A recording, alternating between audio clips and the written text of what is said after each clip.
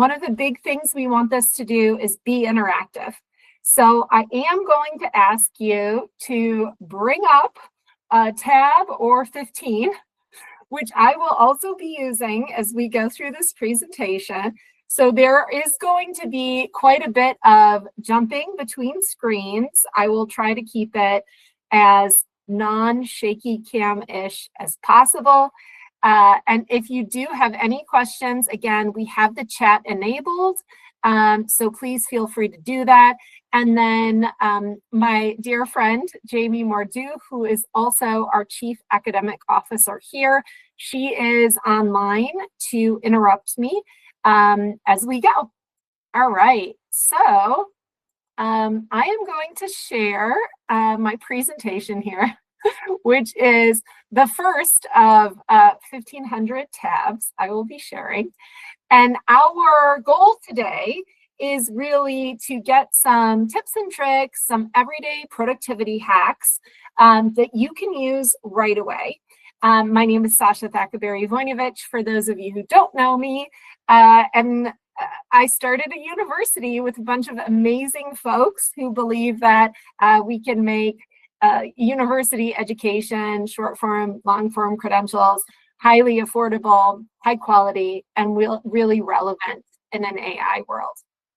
All right, so I'm just going to get started and jump in. We have branded our live learning studio, and so we are going to be having weekly webinars and more throughout from here on forever.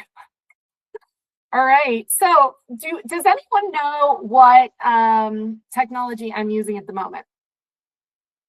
Pop quiz.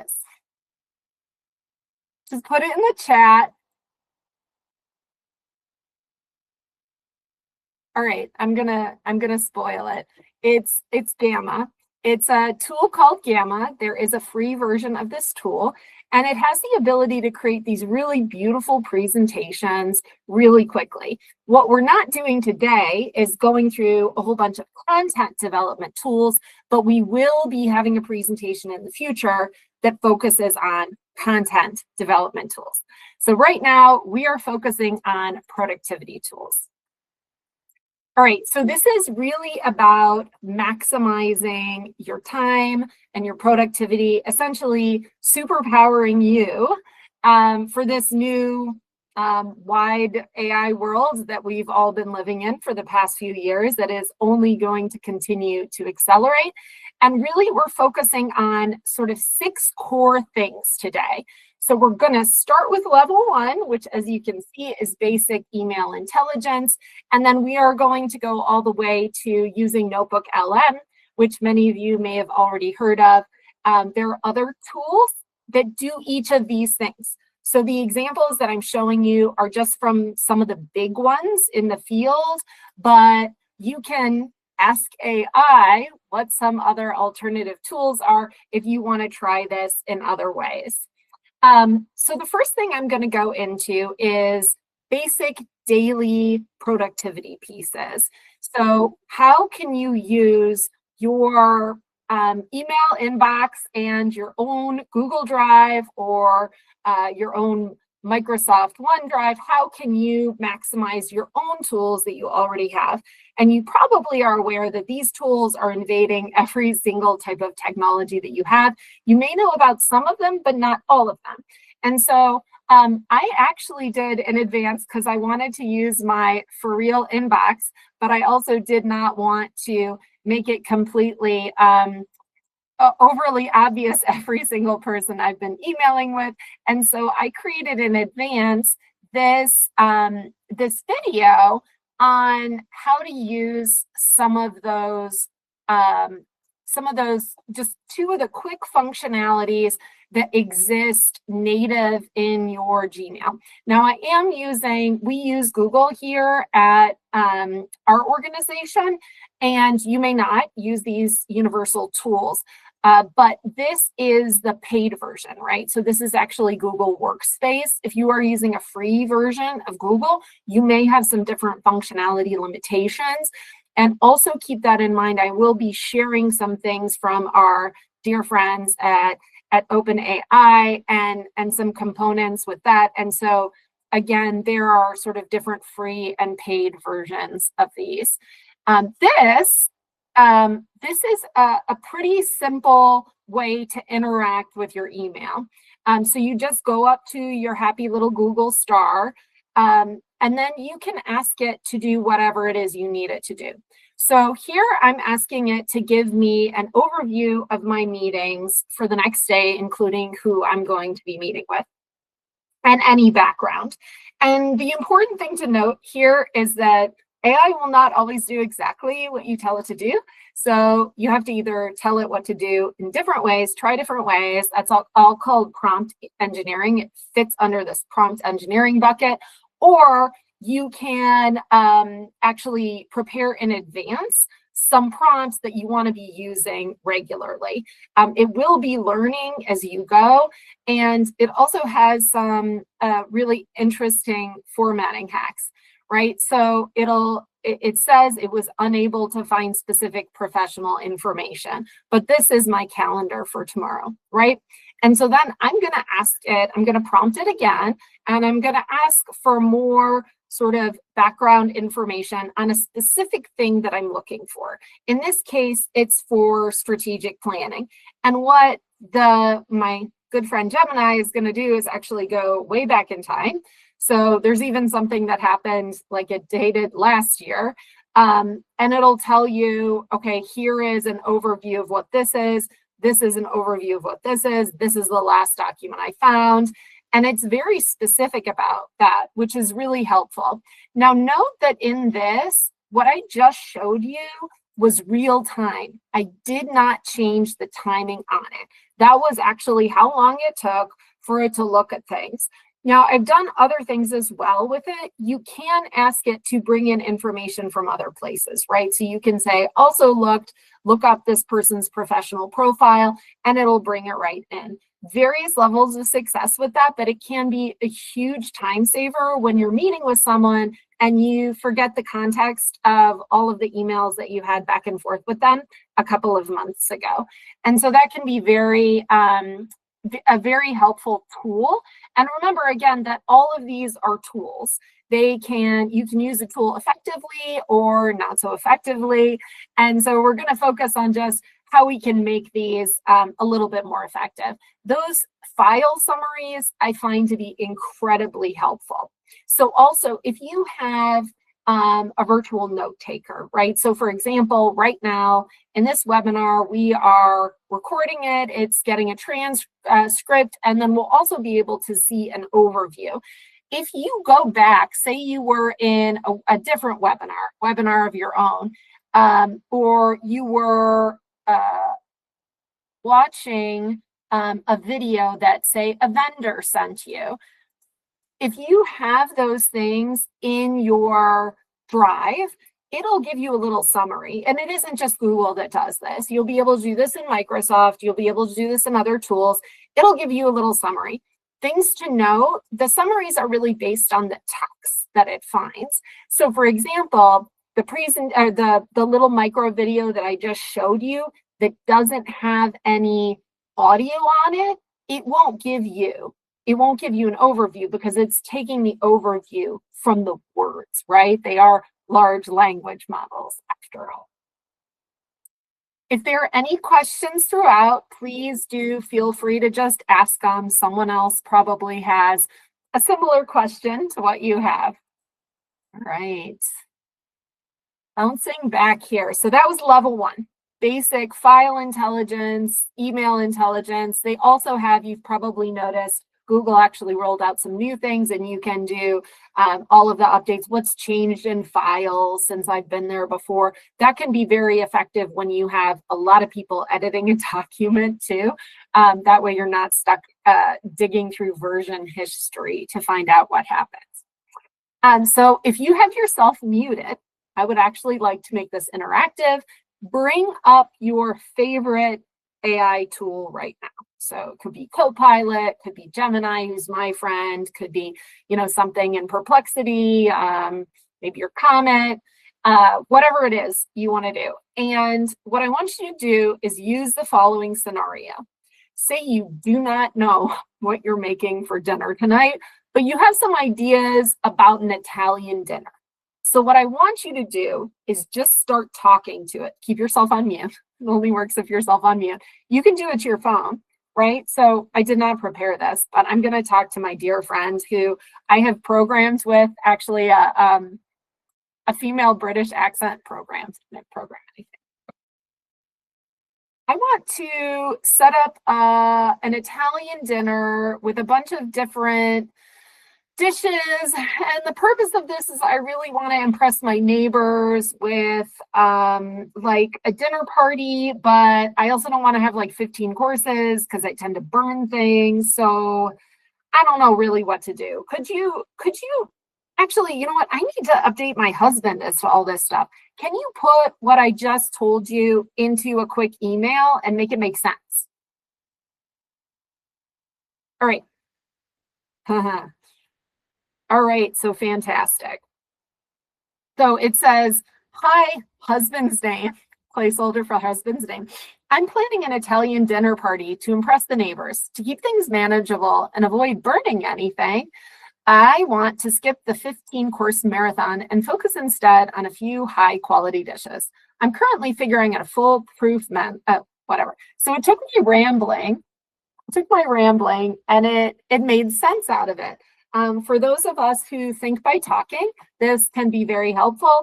Or also, I have found that it's very helpful when I have a lot of thoughts and I need to shrink them down so that someone will actually read the email that I send them as opposed to all of the context behind it.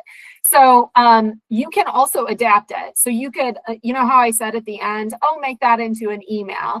You know, back and forth in the conversation, I could actually say, make this into a menu that I can email out. All of those formats, super helpful on a day-to-day basis. You can use them in work context, in personal context. People talk to AI a lot, but they don't always use AI when they're talking to help them structure, right? It's just another hack, helps you make it faster, and you can adapt it in any different way. This is also something you can actually do when you're thinking through, say, a marketing campaign or a grant proposal, and we have some examples we're going to use moving forward. You can actually just start saying something like, I want a marketing campaign and I really want it to look like selfies, but I want it to be all young students, and I want to make sure that it's ethnically diverse, but I want them to be really from a rural background, and help me write marketing copy around that, right? You can just essentially babble your thoughts to AI and it will help you structure them. And then you can actually ask it to create content for you too, which is, again, not what we're doing today, but a really helpful thing to do. So these are some real prompts that you can steal. We will be sending out this recording. So clean up this transcript, structure it into an email, take this voice note, family reunion plans. Planning family reunions, always really fun. The more natural you sound, the more authentic. So I have this challenge when I'm talking to my car, which is I just want to talk to it the way I talk to AI, but it just wants me to say, do you want to reply to your message, yes or no? So it's almost as though we have to train ourselves also for the context of our tools. My car is not as smart as my phone. It will be shortly, I'm sure. All right, so context stacking. So this is something that's really helpful. Again, if you have questions, please feel free to put those in. One of the things that can be frustrating, you know, I say frustrating, and all of our world sort of changed 3-4 years ago when this remarkable technology came out. One of the things that can be frustrating is you have a whole bunch of stuff that you want AI to do, and you're working back and forth in a very conversational format saying, okay, do more of this, do less of this, but you feel like you're doing the same thing over and over. So in that example of marketing copy, you feel like you're asking it for the same things over and over. One of the things that you can do is actually prepare sort of these knowledge blocks, or it's called context stacking, ahead of time. So things that you do repeatedly. Maybe, for example, you send out team communications and you want to make sure that your team communications always start with a little recap, have a voice that sounds like you. You could even put in an example of how you talk or how you communicate, but make sure it has like this team tagline every single time. All of that you can stack into a single document that you can use repeatedly so that you don't have to recreate that every single time. I'm going to show you an example of this that I had prepared in advance. And here are, so this is actually another pro tip, which is how do you get your context stacking? Like, how do you make sure your context stacking makes sense for what you want it to do? And does anyone know what the answer is? You actually can ask AI to help you with AI. That was one of the like revelations for me in learning how to work differently and more effectively, was that I was trying to figure out AI by myself. I was like, well, maybe if I do this, this will happen. Or let me look for a YouTube video to teach me how to do this other thing with AI. The best way to use AI effectively is to ask AI. And so one of these things I did is I said, create an example of a context file for this type of company, right? And so it actually came up with a whole scenario for this pretend company that we're going to be using for several examples now. And you'll notice it has a whole series of things in it. And when we get to sort of the quick and dirty version of bot creation later, you'll notice a lot of these same things. So it's like, who are we, or who do you want the bot to be later, right? Company name, mission, core value prop. You could fill this out as much as you want it, right? This is all of those things that you want it to consider when you're moving forward. It has the brand voice in there, so professional yet empathetic. I love that. That's really just a sentence explaining what that is, but you can get into much more detail. Action-oriented, right? You could add additional context to how you want the language to be, clear and accessible, avoiding consultant speak. There's situations wherein maybe you want it to have consultant speak. I have actually used prompts before that have said, okay, take this outline and create a slide-by-slide McKinsey deck for me. So McKinsey is one of these major consulting firms. If you want to structure something in sort of that McKinsey voice, you can put it in a way in which, what are your audience expectations, right? And then who is your target audience? This is really important. Who are you, or who do you want your bot or you know, the prompt to come, or the results to come from in terms of a voice, and who is your audience, right? And so for this consulting company, I prompted it and it came up with government, education, and nonprofits. And if we look up here, that is part of the original prompt that I put together. We're going to be writing consulting proposals to get consulting business from these specific types. And it goes on and it takes, like when I said education, it makes it much more specific, and it says trigger words, right? Here are words that are constantly being used that we should be using in our proposals as well. What do we sell? It made this up, obviously. We sell roadmaps for funding cycles and digital transformation impact assessment. What is the structure rules? This is really important. What do you want it to spit out? Say you don't know what you want it to spit out.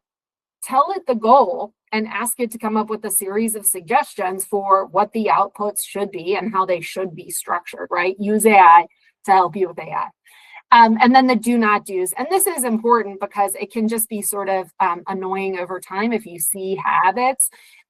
There are certain things that certain specific words that I actually ask AI to avoid. I don't know if anyone has noticed the prevalence of furthermore or nevertheless in sort of general AI talk. So you can create a short list of those and say, don't use these words as well, right? Then it tells you how to use it, right? So many of you may have noticed that when you're working with AI, it has started telling you like how to edit your own prompts or other things to consider as you're going through, or how to actually use the tools.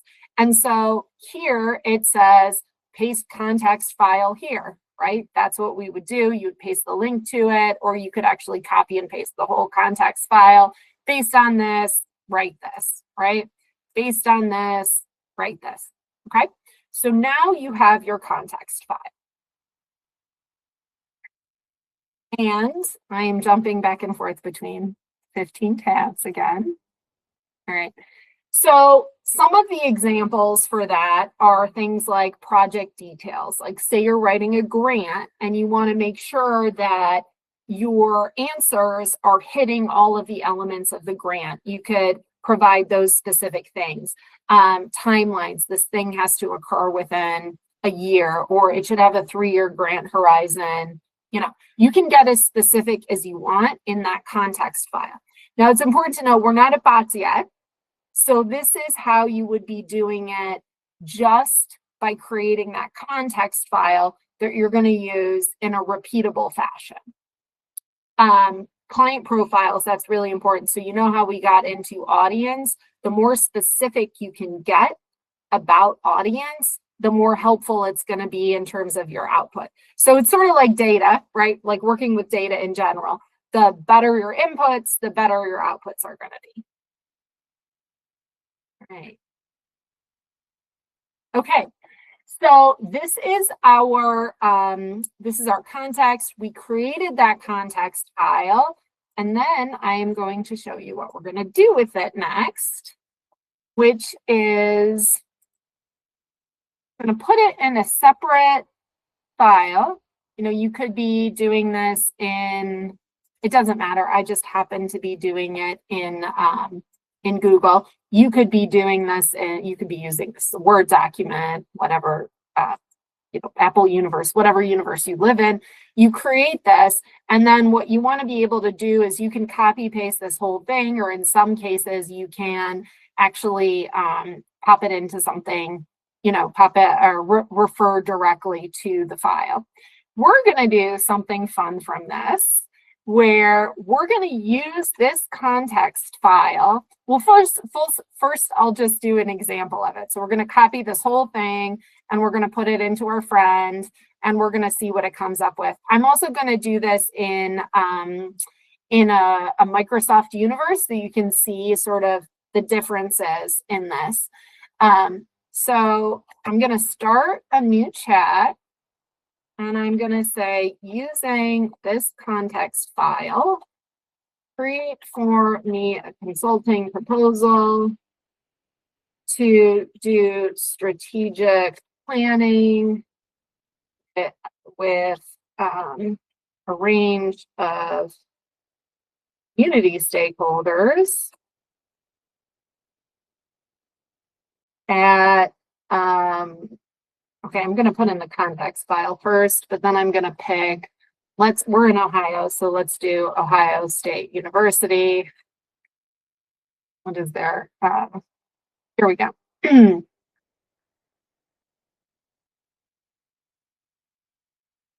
we go. Consulting at Ohio State University. All right, real time, everybody. Let's see what it comes up with. One of the things that I love doing when you're working with this stuff is not like accelerating it. Like this is what's happening for realsies in real time. You can also ask it to show thinking. Probably all of you know this already, but if you don't, it's sort of telling you what it's doing, which is fun. It's browsing osu.edu, which I love as well. It's understanding the core identity. This is so fascinating. So this is stuff that you could do, right? It's something magical. It would just take you hours and hours. This is a really good starting point. You can do QA on this. And in fact, that's really the last thing that we're going to focus on is how to QA in AI. And so this is what it spits out. It has its executive summary. Here is the deliverable or the result. Here's how we're going to go about understanding this. What's our methodology? Why us? The investment, projected investment, and the conclusion. So it's real simple, like real small. You could make this context file much deeper. You could give it much more background information about the university, and then it will spit out, again, things that are more detailed for your specific use case. And you're doing that based on this context file. Now, you can improve the context file as you go. You can, notice that the language isn't exactly the format that you want, or you always want it to come up with a proposal that costs the client $1 million or whatever. So you can always do a variety of things to edit your context stack as you go. All right, any questions on that before I jump to our next thing? All right, I'm going to assume, unless Jamie jumps in, that I'm just going to keep rolling on through. All right, so the next thing I want everyone to do is pick a universe. So you can pick, not forever, just for right now. You can pick, Microsoft universe, Google universe, whatever your preferred universe is, because you are going to be doing this next part with me as you go. And what I'd like you to do is either, if you're in Microsoft 365, you can bring up Copilot in there. If you are in Google, go ahead and bring up Gemini, and then we're actually going to make us a couple of bots real time. All right, so I'm going to give you just 1 minute to do that. And we are going to be using this context and context stacking in order to design our bot. I have pre-designed bots, and I also am going to be designing a bot live with you. If bot seems a little, if it seems intimidating, it should not be. It is essentially just telling it what to do, right? You're giving instructions, and that's really the core component of it. All right, so I'm assuming everyone has up. You're either at gemini.google.com, and I will share that. Gemini.google.com, or I'm going to be using here for this next example, I'm going to be using Copilot. All right, so I am going to pop right here into Copilot. And right now, there are all different sorts of things you can do once you're on Create. I'm on Create right here. I have create an image, sign a poster. You can create whatever it is you want over here, right? I'm going to ask it to create a document. And there are all different sorts of, obviously, templates that you can use for that. If you haven't already explored the notebook, there is some functionality here that is very similar to Notebook LM. And so we're going to check that out in a little bit. But we're going to start over here at, and we're going to start over here in the chat. And what we're going to do first is I'm going to hop back over to my context file. So if you don't have a context file to work with, what do? You can just create a context file. But for our purposes, what I'm going to do is I will pop into the, I'm going to pop into the chat an example context file that you can use. Now, if you want to be working with your own context file, absolutely, they're not hard to create. But here you should have access to, everybody should have access as a viewer to that, and you should be able to copy part of that, just as today's example, right? All right.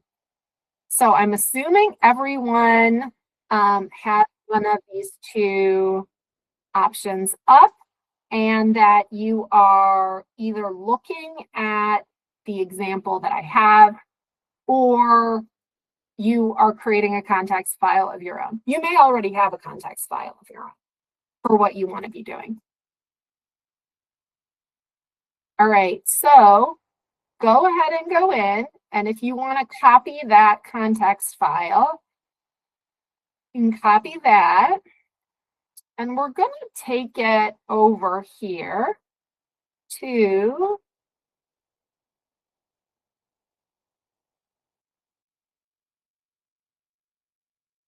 Copilot. And what we're going to do is we're going to use that to actually create the instructions for our bot.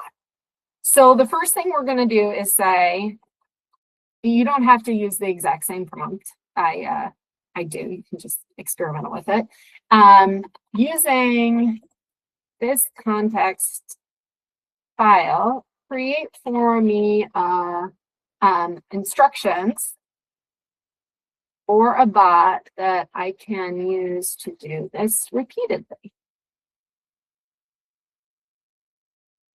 All right, and then you paste your context file. And we're going to see what it gives us, because it's going to be a little different depending on what you're using for it. It's giving you bot instructions, right? So always introduce us with our mission, emphasize the implementation, brand and tone, it's breaking it down a little bit closer, audience messaging. It's just really adapting the context file that we gave it to come up with how we're going to tell our bot to act. And it's not as fun as having like a little actual robot that you could program to do chores around your house, but actually much more effective in terms of saving you time.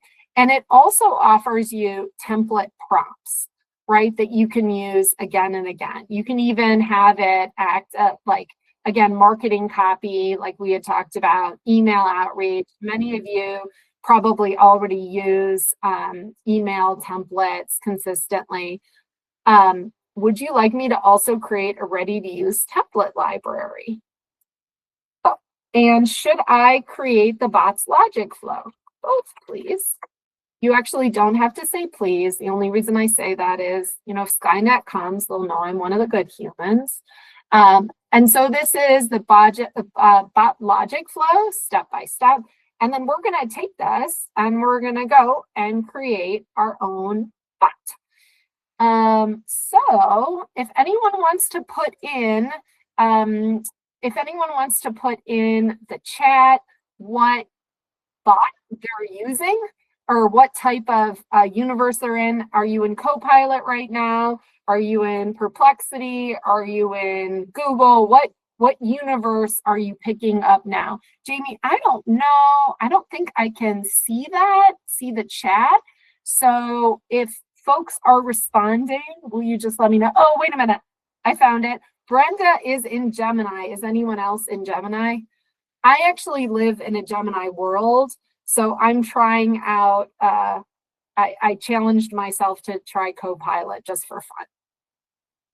All right, so here we are. This is the bot workflow. And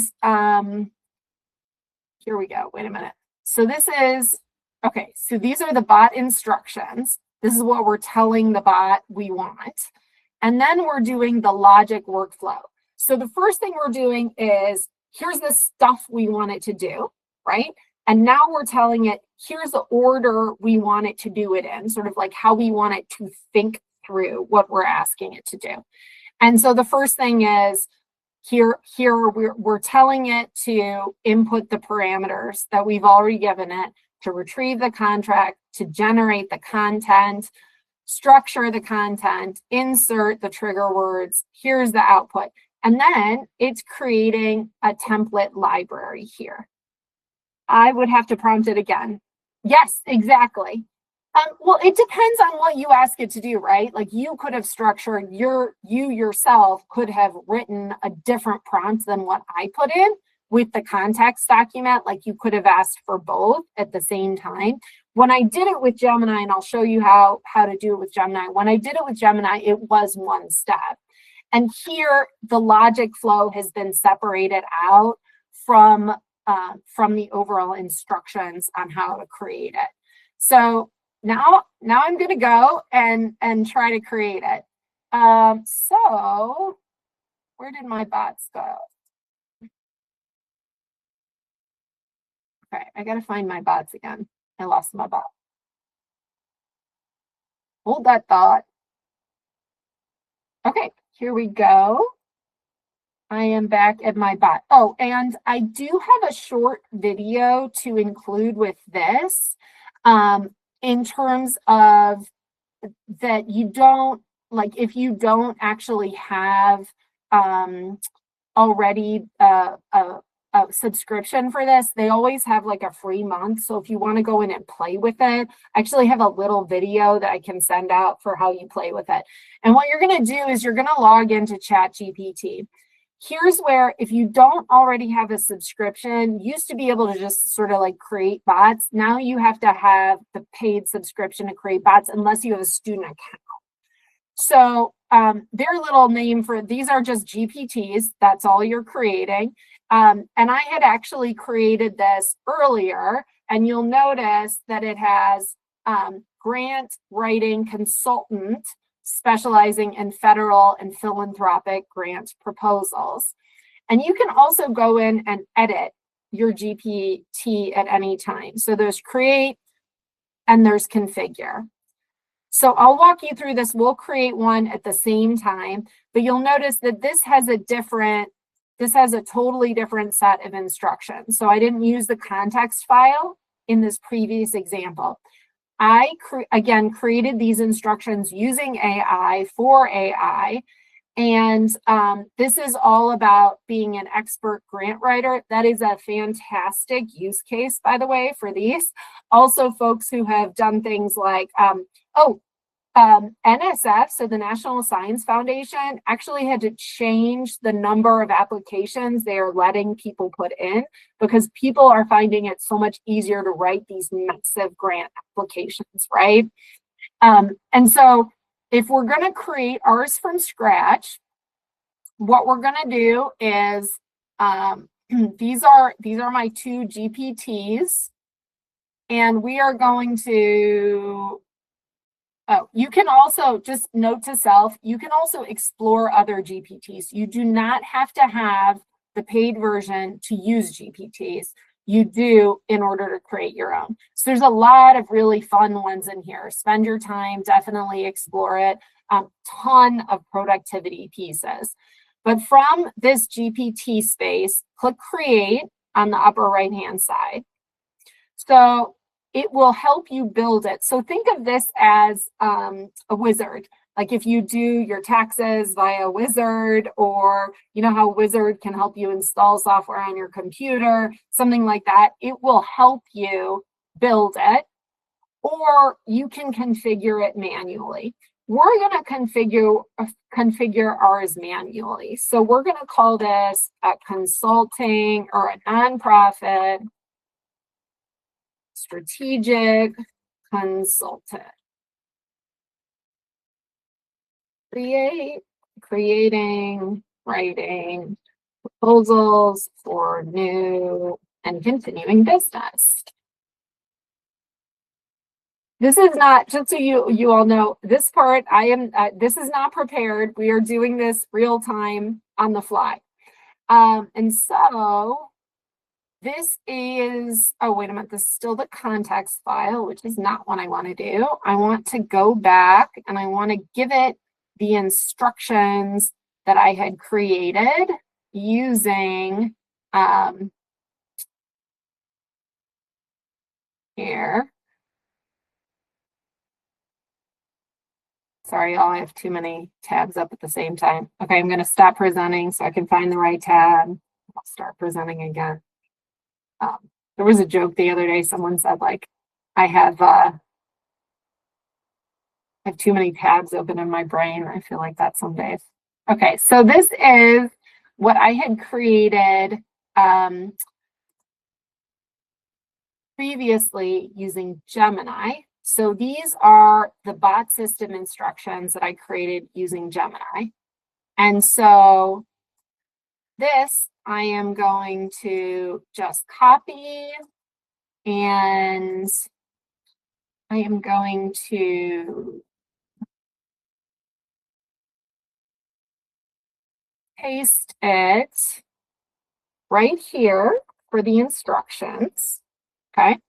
And you can also add conversation starters. Those are things you want it to suggest to you, right? So at the top, if it says like, create me an image to, you know, go along with this, or create a PowerPoint version of a proposal, you could put those in. So we'll just select a couple, create a point slide by slide version of proposal. Points. Another one could be create a one-sheeter proposal, whatever, right? And then we can add knowledge to it. So in this case, I did this previously. It's just like how you can use Notebook LM or something else. You can upload a bunch of files for it to refer to. So in this case, some examples of the type of files you might want to upload would be like a client brief, information that you have from the client on what they're trying to actually accomplish, background on specific proposals that they have funded in the past, similar projects from across the field that you want them to be involved in. Any of those types of things would be appropriate to put in as upload files. So think of that as like your mini knowledge base or your mini large language model. Now, it's not only taking information from that. That's important to note, but it is using that information. All right, so we are going to, you can also put a picture here, you know, to just help you visually clarify that. So you want anyone with a link, the GPT store, or only me. I'm going to say anyone with a link. I will share this link with all of you in the chat right now. So if you want to use it, you probably don't want to use this specific one, but if you want to use it for our purposes on this call, you absolutely can. All right, and so now we're going to go back and we are going to take a look at what it looks like now that it's done. So now you see your nonprofit strategic consultant who's helping you out. And I have, these are those, they were called conversation starters. So I am going to instead though, create a consulting proposal for,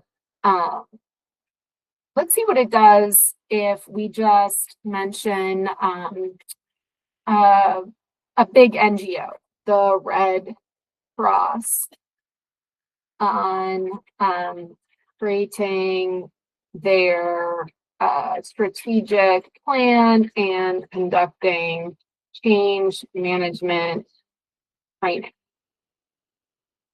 All right, so it's going to go through those directions that I previously created, and it's how crazy is this, y'all? I know I can never get used to how awesome this technology is. And again, it won't get you 100% there, but man, if it saves you hours in getting 90% there, amazing. So this is not hugely fleshed out as an executive summary, but it is a pretty good sort of skeleton for you to get started with. And this is just, you know, I love it when it goes real time. And you can ask it for more specifics on any component of this.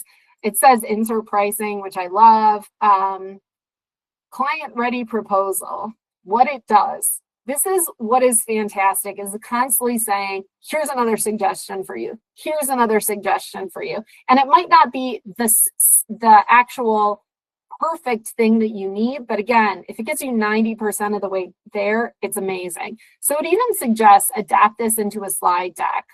Please adapt it into a slide deck.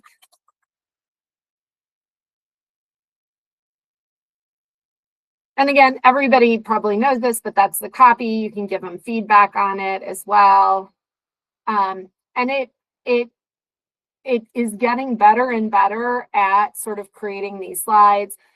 What you can do in a lot of the slide technologies now, PowerPoint, Google Slides, whatever, even Gamma, which I created this from, you can put in an outline and it'll automatically generate the slides, right? So when I created the Gamma presentation for today, I didn't go slide by slide. I also didn't create an outline somewhere else and then copy and paste it in slide by slide. I had an outline, I put it into Gamma and it spit out slides for me. Were they perfect? No, you have to edit. And that's actually the thing we're going to get into next. This is a 15-point slide deck. And what I'm going to do, and again, this is on the fly, I did not prepare this part. I'm going to see, can you adapt that PowerPoint and add more content and make it in the style of a McKinsey deck? See what it does. The other thing you can do actually in the Google universe as well is you can create videos from much deeper content. At the beginning of this evolution, you used to be able to put in like 2 sentences and it would spit out a video. Now you can put in a lot more content. It will get a lot more detailed. All right, so these are how it has sort of reconfigured it. This is such McKinsey speak too. How it can reconfigured it in a different style, right? All right, so that is just a fun way you can use a bot. You can absolutely add that knowledge base, but I'm actually going to jump now. I know, so cool, right?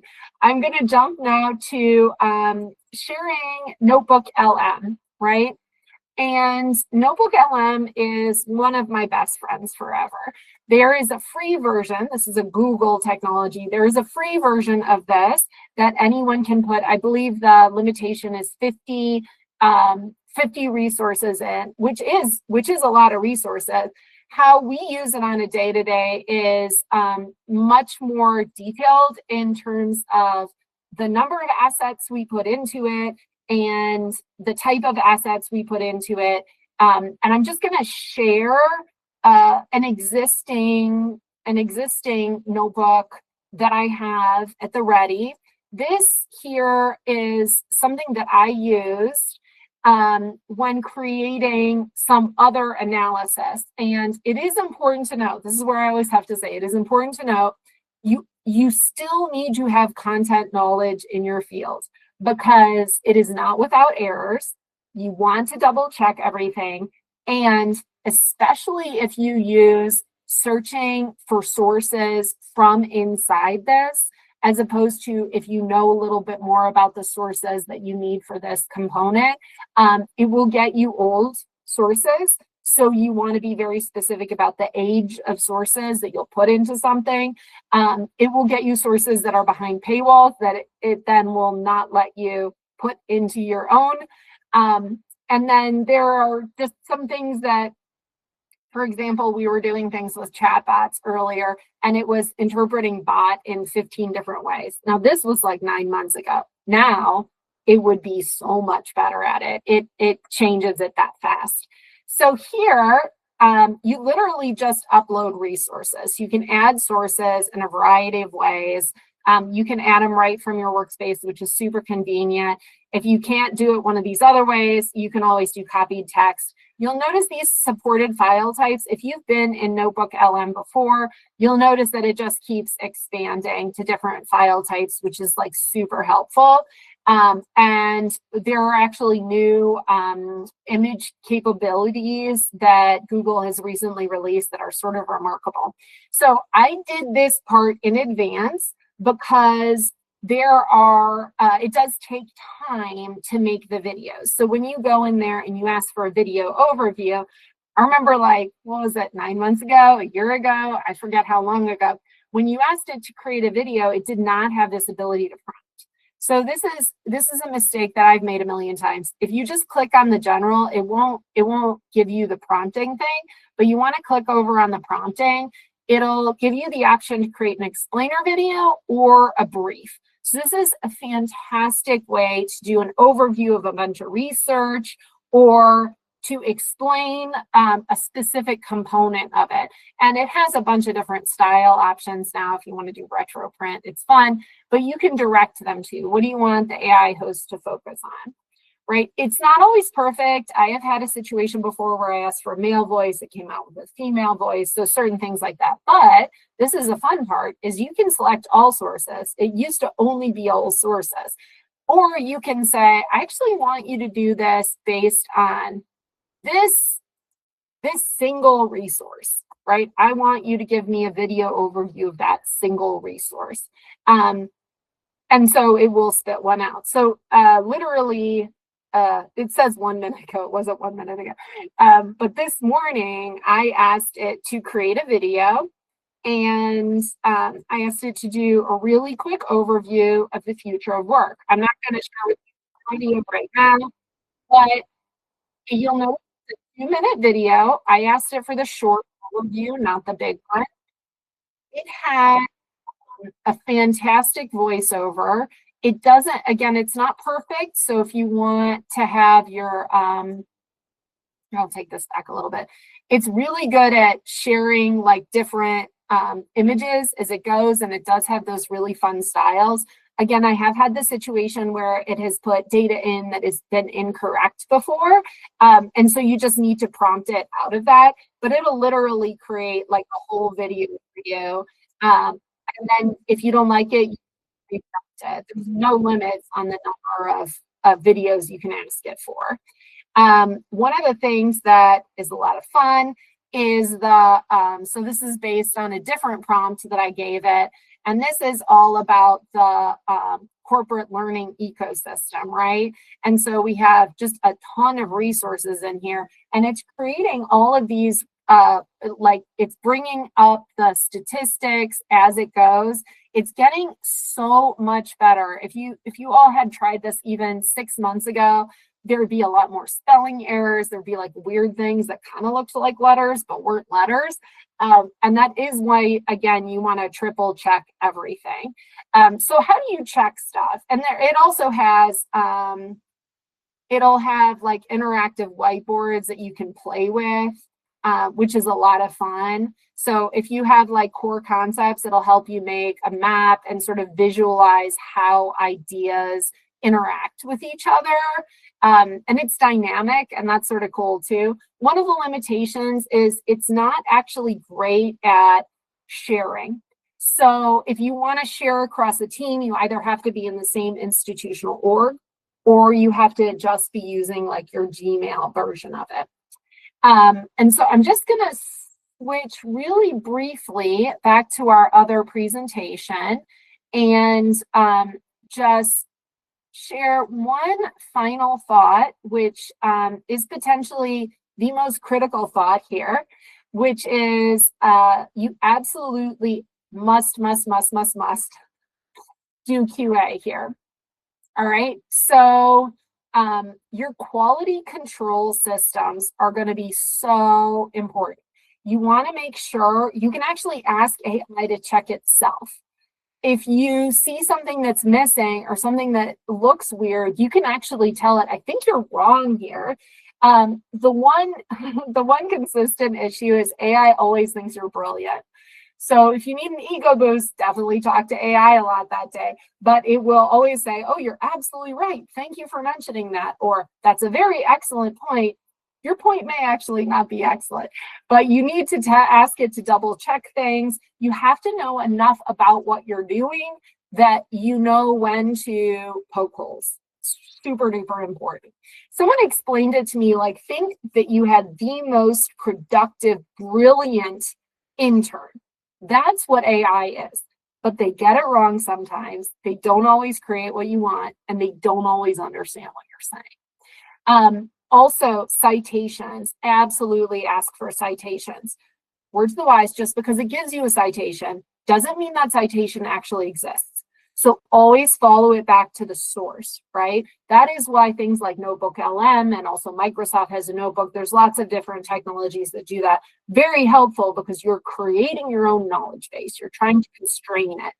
And then the other thing is triangulate. So take that thing that was an output, put it in as an input to a different friend, AI friend of yours, and ask it to check it for accuracy. This will absolutely help make sure that it also saves you time, so you can ask it to do its own check first and then go back in and double check it. So overall, and we're almost at time, so thank you for sticking with us. We started today with some of the real basics, which is email, calendaring, file searching. So you want to start with those simple things. And then create your context libraries. What are the things that happen frequently that maybe you need to update relatively frequently, but they're repeatable? Use that context stacking. Then ask AI to help you figure out how to build a bot to do that thing repeatedly, right? And then finally, always, always, always double check, verify, make sure those things are right. So thank you for tuning in. I really appreciate it. Obviously, this is one of the many things we do here at Newstate U.